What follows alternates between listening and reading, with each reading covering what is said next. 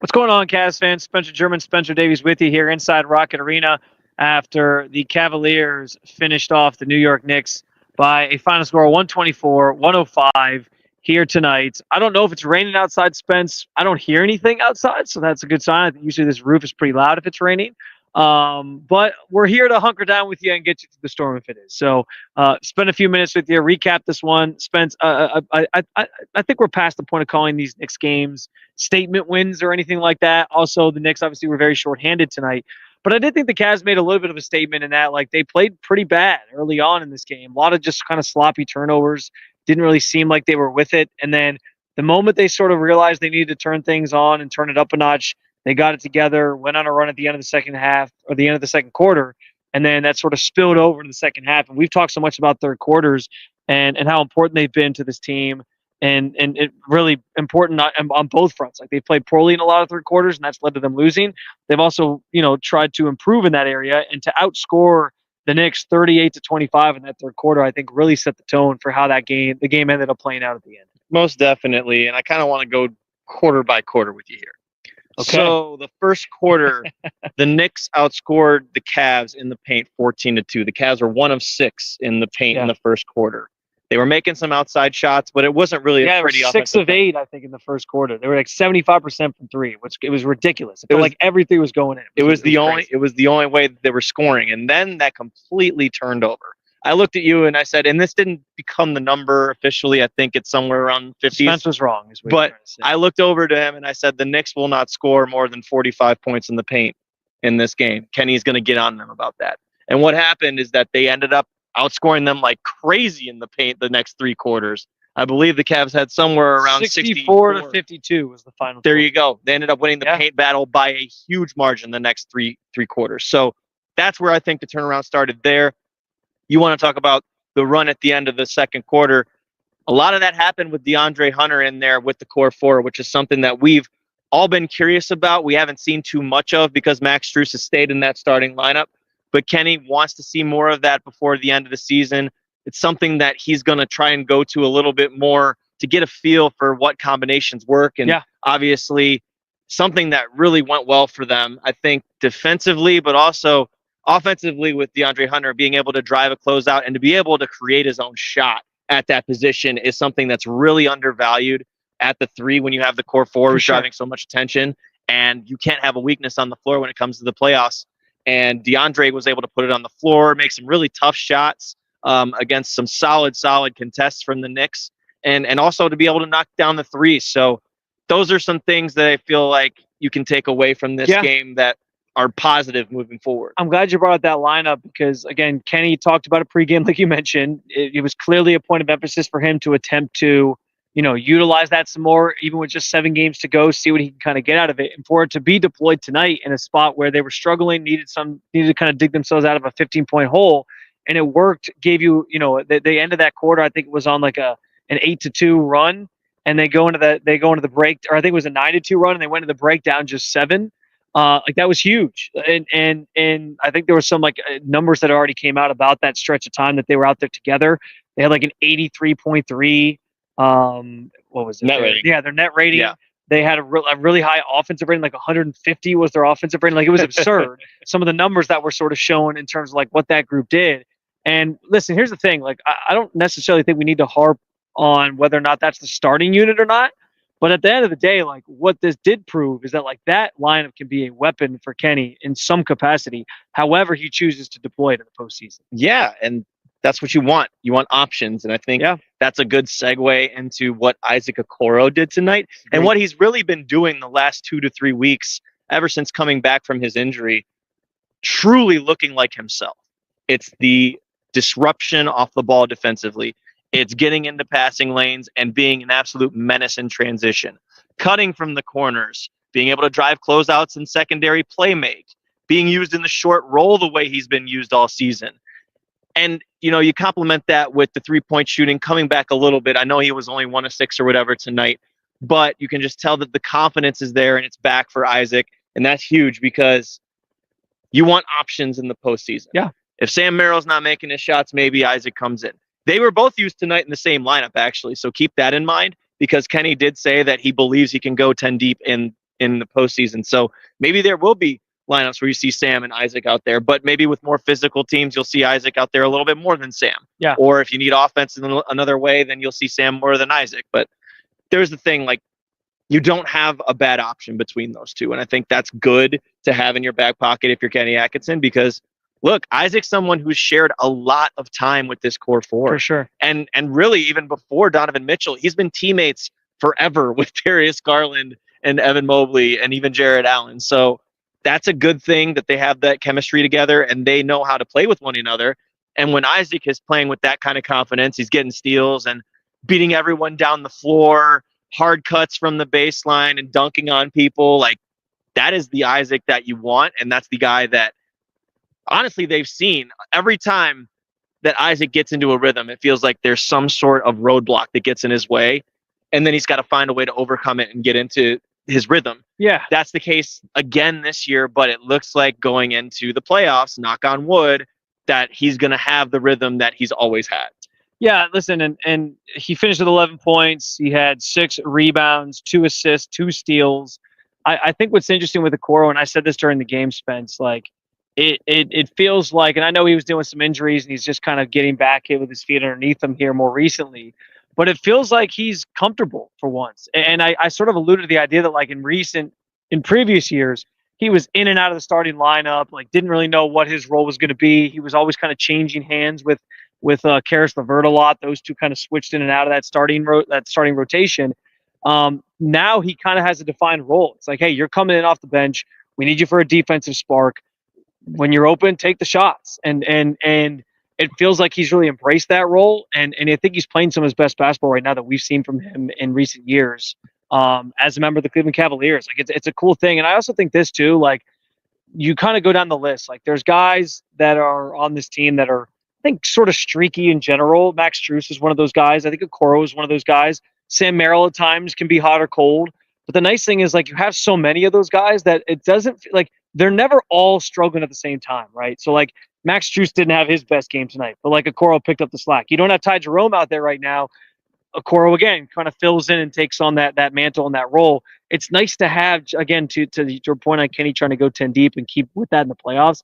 It's nice to see, like, he has so many different people he can deploy. Like, you're almost never going to have everybody just cold at the exact same time. Yeah, and if you want to go further beyond that, he even went to Craig Porter Jr. and Javonte Green to try and get a spark there in the second quarter. I know that before the DeAndre Hunter and Core 4 lineup came in, they tried to go small. It did not work, but they do have those options, and they have the energy guys too behind the others that we just talked about. So that's why it's a deep team, and that's why depth matters going into the playoffs. And it's nice to see them try to work some of these guys in before and trying to figure out who's going to be able to crack that kind of trust that Kenny has in a lot of his guys. Now, some other statistical notes for you guys. Donovan Mitchell had 27 tonight. He really took over, especially in that second half. Had some nice sparks, had some nice plays, and he actually hit the shot to give the Cavs a 3-point lead. I think there was, I forget exactly how many minutes, maybe like 7 minutes left in the third quarter, something around there. And it was the first lead they had since they led 4-2 early on in this game, like the first 2 minutes of it. But he was a big spark, obviously, for this team, per usual. We haven't seen that step back to the left in a little while, man. It got overturned to a 2, but it was a beautiful shot. It's what we've been used to seeing all year long, and that's really good sign to see that type of shot from him. Jared Allen had 21 points tonight and 8 rebounds. And funny moment from Jared after the game, because he talked about he had a play with about 4 minutes to go in the fourth quarter where he had a steal, breakaway dunk, nobody in front of him, and he reared back and did the old windmill dunk. And he said after the game he was trying to channel his inner LeBron James. He was trying to do it the way LeBron would, and it looked nothing like LeBron. LeBron's just an athletic freak, as we know. But I thought that was kind of a funny moment because it kind of points to, Spence, like, this team, as much as they're trying to blaze their own path, like, they're not shy about the fact that they know LeBron is a major part of the history of this team, while also sort of recognizing, like, we also want to do things our way. So it's kind of fun to sort of harken back to those days as a team that's won 60 games for the first time since LeBron was here. By the way, I have a trivia question to throw your guys' way here in a minute on that. But yeah, like, it was kind of a funny moment that blended the old with the new and realizing how far this team has come. You're sharing these moments in franchise history. So at some point you do have to acknowledge that stuff. And obviously the best years in this city, in this franchise, have been with LeBron James. So they don't shy away from that, like you said. But it's also nice that they want to carve their own legacy. Yeah. And that's what's cool about this group. And I think that they understand the history that's kind of awaiting them if they do everything the right way and if they continue the same habits and that they have a run in them in this postseason, that they could do something really special. But can we just talk about Jared Allen? Like, I think the last 3 games he's missed like 3 shots or like 4 shots, which is ridiculous. Like, I know that it's a little bit easier when you're in the paint and stuff like that. But dude, like, to be on cleanup duty, but to also be utilizing the footwork the way he has, playing a little bit of big to big ball tonight with Evan Mobley. We haven't seen that in a little while because of all the different concepts the Cavs have installed this year. He's just been so reliable for them in whatever they've needed at that game and at that time. Because Evan didn't have the best offensive game tonight. What happened? Jared Allen ends up stepping up and does what Jarrett has done in the past, which is attack inside, whether it's on the drive being set up by teammates. But again, the footwork and just the pivots and just finding ways to get into the cup have just been so impressive to me. And you talk about him being defensively out on an island a lot, and then you don't have Evan Mobley behind him to protect him. Like, they are so good together, and I think that the chemistry that they've built over these years is something that we can't gloss over. We have so many other good things to talk about. The way that Darius Garland's played this year, Donovan Mitchell being the chameleon that he is, playing a way different role and earning a Teammate of the Year nomination. Like, those are some big deals. But like, with the bigs themselves, Evan and Jarrett, they are consistently the ones with their lunch pail out. Speaking of Jared Allen, too, Donovan talked about after the game, like, the idea that, there's been some games where Jared hasn't been able to finish, right? Because for whatever reason, just bad matchups, whatever. And he sort of alluded to this idea, and I think there's some truth in this. Like, he's gassed. Like, the guy's trying to play 82 games this entire year. So at times, like, he's a little bit winded. He's going to get that chance to kind of get off his feet the week leading into their first playoff series, because they'll have the play-in tournament games going on. And so that'll give him a chance to kind of get himself really well rested before the playoffs a little bit here. He said he'll be okay, but I just think that's important context to remember. Like, Jarrett does so much on this team, and if there's nights where he looks like he's off or he looks like he's maybe getting outmatched, I think a lot of it just has to do with, hey, he's playing every single game and he's playing a spot that's very physical anyway, and so some nights he's not going to be at his best. It's just kind of par for the course. And how about that stuff on Cat? Cat coming down the lane, tries to throw it down on him, and Jarrett meets him at the apex and just. He had 2 amazing plays tonight, that and the dunk. Okay, so real quick, trivia here before we get into, I think, one final thing here in the last couple of minutes. Spence already answered this question, so you can't answer till the end. But if you want to comment if you can figure out the answer to this question. What was the starting 5 at the start of the season, the last time the Cavaliers won 61 games? Some of these are easy. There's at least one that's a little bit harder. Without cheating, we don't want any cheaters on here. Send it in the comments if you can figure it out, and we'll give you the answer at the end. But Spence, one thing that we were sort of paying attention to throughout this game was just the minutes that some of the players were playing, especially the core 4 guys. Now, as it turned out, the numbers kind of dwindled at the end because the Cavs pulled away and it wasn't really close at the end, and so they kind of got a chance to sort of get off their feet and sit. But the Garland finished with 32-20. Jarrett finished with 32-20. Evan and Mitchell, who obviously rotate together, they finished at 30-11. So still lower numbers in terms of the way that's kind of been handled this year. But it felt like up until late in the fourth quarter where things got out of hand, Kenny was ready to play these guys like a full 35 to 37 minutes if he needed to make sure that they got the job done and finished the win. Yep, and that's something that's new because we're used to seeing those kind of the minutes allocated a certain way, the shot distribution allocated a certain way, but Kenny just wants to make sure that his top guys are in top tier shape. And that is done by playing them those numbers. Like you just said, 35 to 37 minutes. Donovan's had a few 35-minute games over the last couple of weeks. Darius is getting quite a bit of run. Evan Mobley, same thing, has been used a ton. Tonight they were right on track to do that, but like you said, they ended up going up by double digits, and they didn't really need them towards the end. So, but that's a good sign, though. And I think a lot of people get scared because of the unknown, and they're so used to seeing the Cavs go as deep as they have this season that they're like, why change what's working already and stuff like that. I think this is more or less the test to make sure that their endurance is where it needs to be, and not that they're going to change their style holistically to where they're going to all play this amount of time. And I've never viewed it as that either. I think that's the other thing fans have to realize. It's not that I think they're going to get to the playoffs and Kenny Atkins is just going to be like, all right, you're playing 37 minutes, Donovan. Like, it's going to be game by game. And I think in the first round, they'll probably be able to get away with playing still like lower 30s because that is a team theoretically that the Cavs should be able to. I don't want to get ahead of myself, but they should be better than that team, right? You're correct. The 1 seed versus the 8 seed. So, it's more so just about like in the playoffs, we know the lineups get shorter. It's just a natural thing because when you're in a tight game, fourth quarter on the line, 5 to 7 minutes to go, that's where you see players like Donovan Mitchell be like, I'm not coming out. Like I'm staying in and I'm finishing this game because they need me out there to try to get us over the hump. So it's just a natural progression of these things. So I agree with you. Like it doesn't mean when we talk about this that they're definitely going to cut the lineups and you can expect Donovan Mitchell to play 37 minutes every game in the playoffs, but it's just getting ready for these situations where that probably is going to happen because it will happen in the playoffs at least on several occasions, if not multiple occasions, as you get deeper into the postseason. Deeper is exactly what I was going to say. That's what it's for, and that's when your rotations probably shrink to around like 8 to 8.5 guys, if you want to even go like that. I mean, you don't have a half guy on the team. I mean, but remember JB? He would like cut it off at like 8. Yeah, max. That was like, I'm never going over 8 in the playoffs, especially. Mm-hmm. So, well, speaking of going deep in the playoffs, the Cavs did do themselves some major favors tonight, Spence. With the win over the Knicks, they reduced their magic number to clinch the number 1 seed in the Eastern Conference to 3.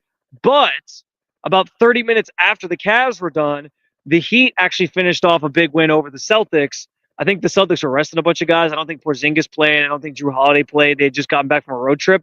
So sort of a gimme, if you will, from the Celtics. They didn't go all in on this one after winning 9 games in a row.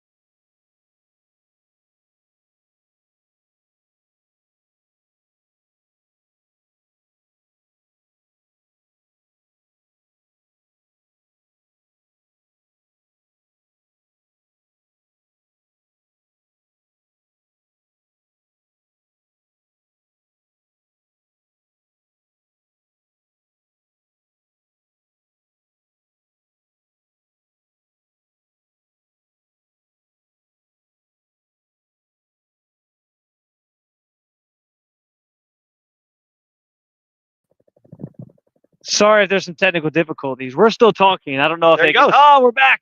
Well, I don't know if you guys caught that, but basically we said the Cavaliers only need to win 2 games to clinch the number 1 seed. Or win 1 and Boston loses 1, whatever combination. I think we can say at this point, Spence, though, it's pretty much in the bag. It would take a collapse of epic proportions for that to not get there. But listen, the Celtics get the pressure on. Like the 9-game win streak certainly had, it raised some eyebrows. It made you wonder, like, okay, like the Cavs got to get it together, especially coming off the losing streak they were on not so long ago.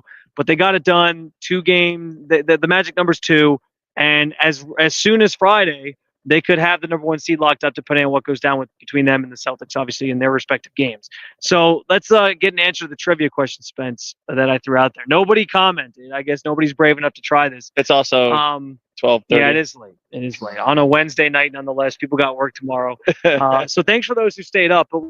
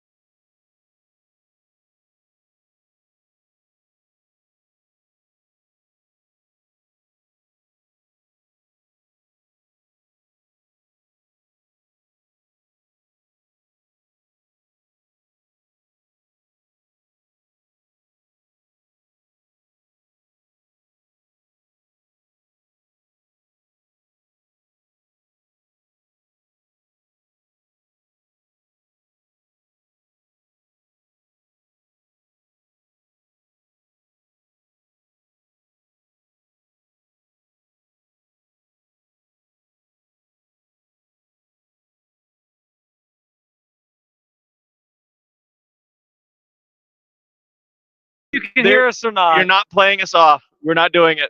Okay. I'm going to go through it quickly. Mo Williams, Anthony Parker, LeBron James, J.J. Hickson, and Shaquille O'Neal. That's it. J.J. Hickson. Good old J.J. Hickson. They refused to trade for all those years because they thought he was going to be some great player and could have kept LeBron maybe if they had. But anyway. We got a wrap. You can do a quick one real quick, and we'll get out of here. Yeah, so guys, podcast tomorrow. You can find it over at Cleveland Cavaliers and SI, the YouTube channel. There'll be an audio part of it posted as well by this guy right next to me. But as always, check out any of the post-game comments. Kenny Atkinson, I think what you said we had 7 videos up there today. 7. Kenny, DG, Donovan, Jared, a bunch of people, Evan. So Isaac. Check out, Isaac as well. Check all those out. We also encourage you to head on over to Cleveland Cavaliers and SI, the website, si.com.